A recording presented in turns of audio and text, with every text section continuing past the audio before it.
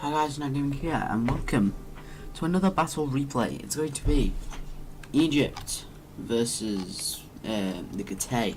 So I'm going to show you my army comp. I'm bringing Falksman, fully upgraded Falksman on this flank, in front by a noble spear. My whole centre is noble swords. I've got a Thracian peltas right on the back. I had some spare money to deal with elephants. This is my counter for elephants right here. And these guys right here, which are Dacian heavy bows, to deal with his pikes that he might bring as Egypt. Axe warriors is going to be used as a flanking force, and then down here I have 4 noble horsemen, including my general. And I deployed up here, and he deployed down here. I thought he might have deployed on the hill, but he didn't.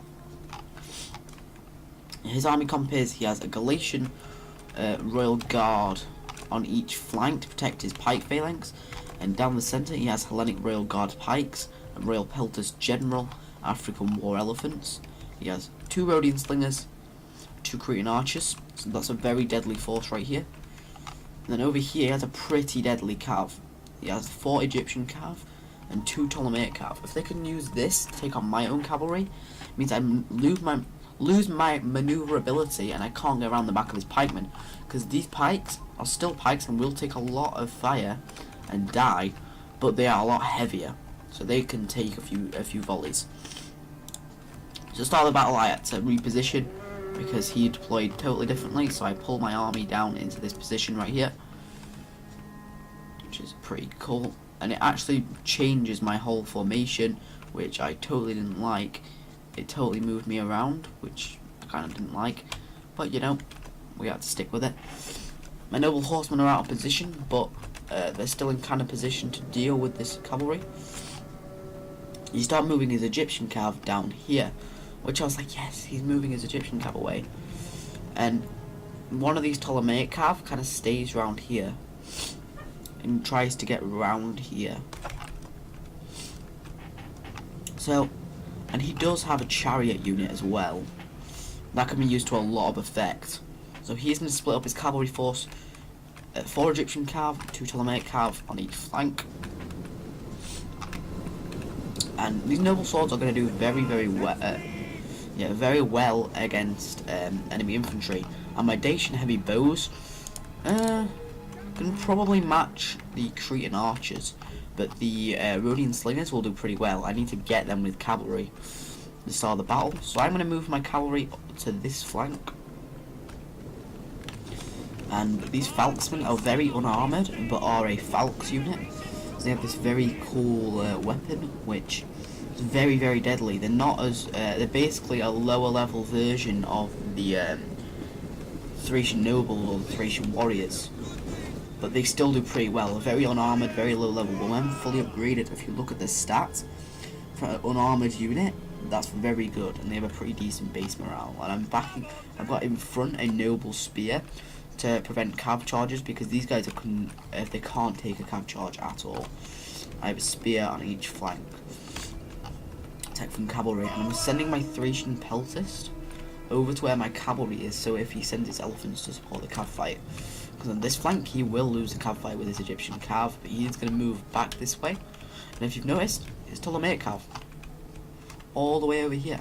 He is trying to flank me. So I see this like later on, so I start to move my guys into a defensive box formation. So I move my spear and I kind of move my infantry into a formation where it'll deter the enemy. I'm moving one of my noble horses onto this flank. I'm not going to move all of my cavalry, because one noble horse can hold them up, and then my noble spear comes into support. So that's pretty good.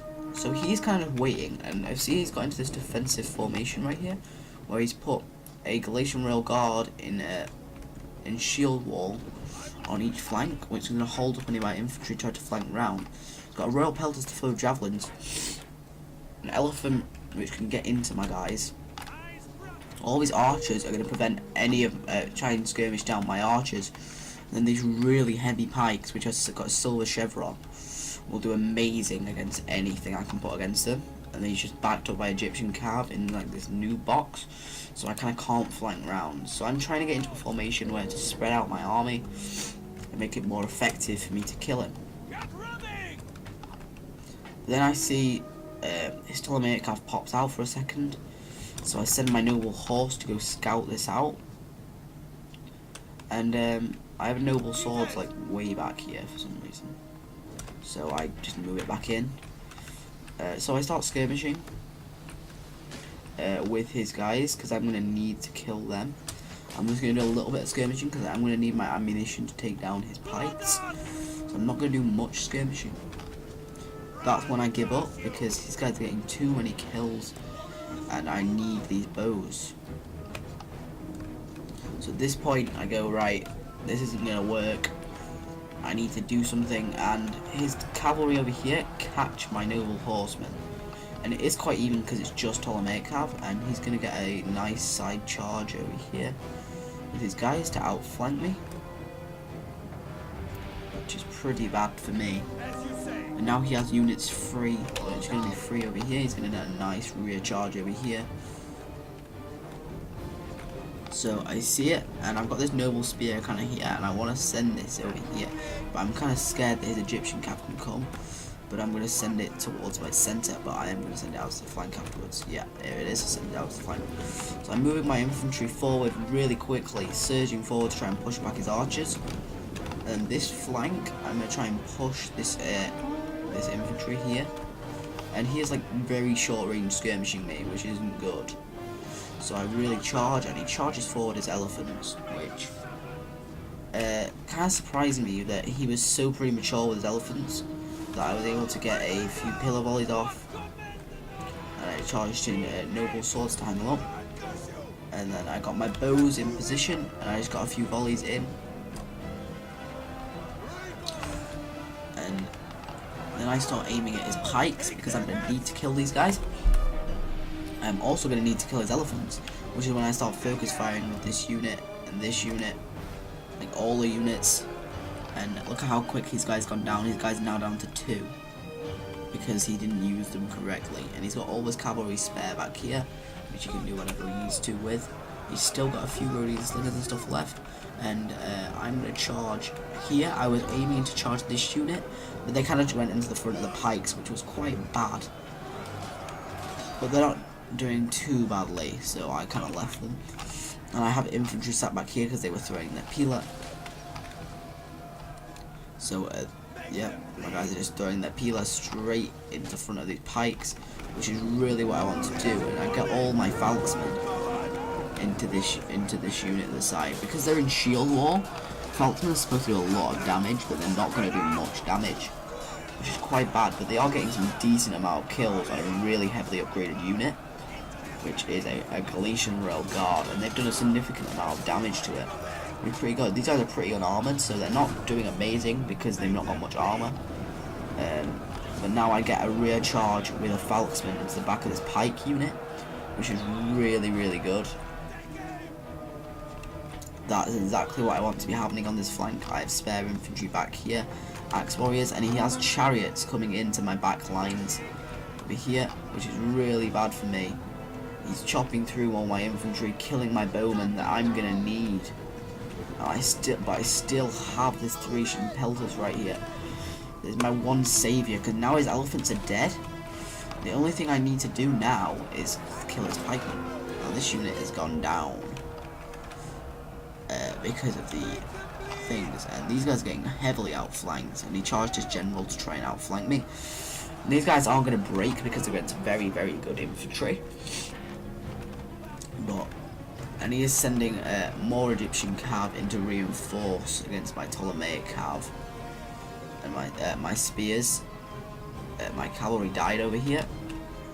And I do have all this spare cavalry over here where I go and attack an infantry, a cavalry unit. I go and take this cavalry unit out, which was supporting his back lines. I have some spare noble swords over here, 20 of them, still attacking a Galician Royal Guard. I'm going to reinforce with noble spears and mercenary axe warriors on the flanks. Now I've got my Dacian bowmen. They haven't got much ammunition, but I'm just going to fire them just because to get HP points. And then I have my peltast over here. He still has a chariot in my backlines. No, it's a Egyptian cav down to 14, and I'm going to charge the men over there.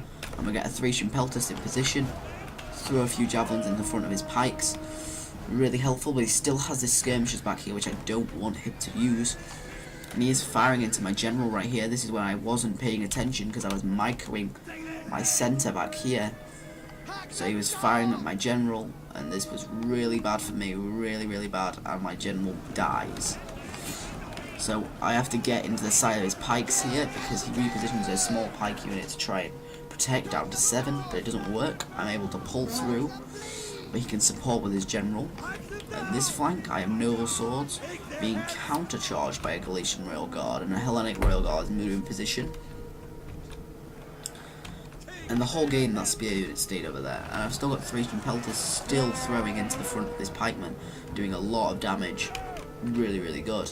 And this is a good strategy. Like I'm using attacking the pikes in waves. Don't do it when you're attacking a fort, but doing when you're attacking pikes, slowly just use waves to attack. So I have more infantry back here, noble swords, more noble swords back here, which I'm going to use to support the back and attack the back of this Hellenic Royal Guard. I'm going to get a nice rear charge of my noble swordsman, and I saw this guy repositioning, and I was going to charge it, but I thought he might get in position too early, like this. He was going to get in position. I probably could have charged it, but I didn't want to risk it. He's getting into a more formation now, into a pike box kind of, but he doesn't have enough pikes to kind of position, because he's sacrificed this unit out here to try and attack my noble swords. His only hope really now is to go into a pike box, but he's not going to. My noble spears are doing pretty well against it. Royal peltas, not bad. They're still losing. He's going to throw some Rhodian slingers in against my Thracian peltas to try and stop them from firing, which is going to work in a little amount of time. I still have bowmen back here still firing. I have cavalry over here doing some cycle charges on his pikemen, and I have noble swords ready to swing round. I'm microing this one cav unit that I have alive, trying to get some nice charges, and I see that his pikes are going to get down, but they get down and I get a nice side charge, so I don't charge the front of his pikes, and look how nice this is now. It opens me up, and he tries to bring another unit to try and reinforce the side, but I get a nice charge with an axe warrior to stop him. And I'm bringing in more noble swords from around the area into this fight to try and cut off this unit here. And now my Dacian bowmen are out of ammo, and he does go into a pike triangle, and because of this cav charge there's a little disruption in the formation, which isn't going to do anything, and these guys got a pretty decent melee, so I'm going to throw them into the melee, which they'll not do too bad. I've still got more units. I'm throwing them into this gap right here because I see it's more open and I can do pretty well.